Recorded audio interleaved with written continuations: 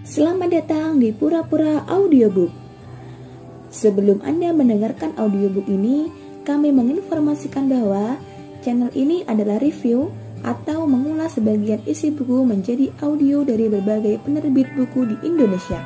Untuk membaca keseluruhan buku, kami menyarankan membeli buku aslinya di toko kesayangan Anda, baik online maupun offline, dan lebih lagi langsung kepada penulisnya. Keberadaan channel ini dimaksudkan untuk membantu Anda mendapatkan pengetahuan dari buku-buku kesayangan Anda. Pura-Pura Audiobook membantu Anda membaca buku dengan audio.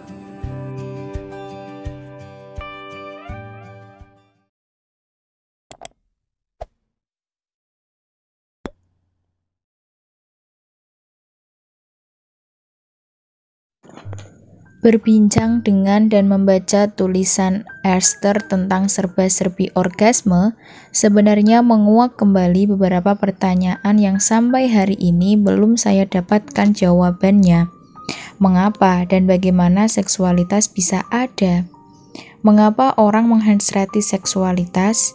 Bagaimana suatu aktivitas, benda, organ tubuh, emosi, dan seterusnya bisa memperoleh predikat seksual? Khusus pertanyaan yang terakhir ini bisa saya formulasikan untuk konteks pengantar buku ini.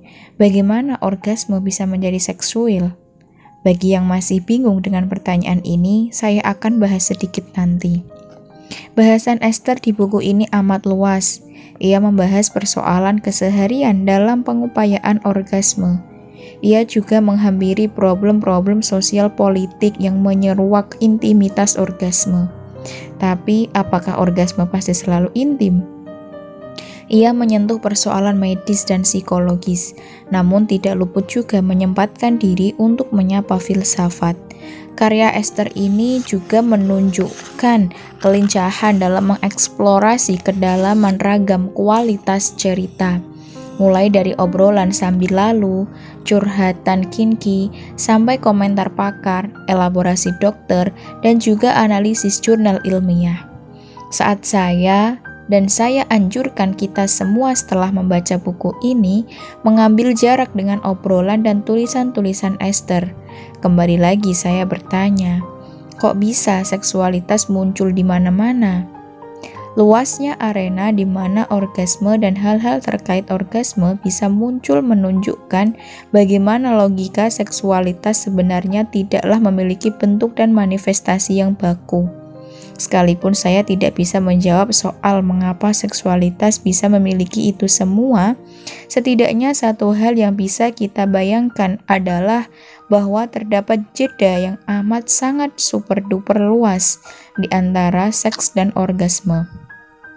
Di antara seks menuju orgasme ada rute alternatif tak terhingga yang merupakan hasil sengkarut pemaknaan kultural, konteks sosioekonomi, pertautan kekuasaan, invensi teknologi, dan nasihat religius moralis yang menghubungkan keduanya.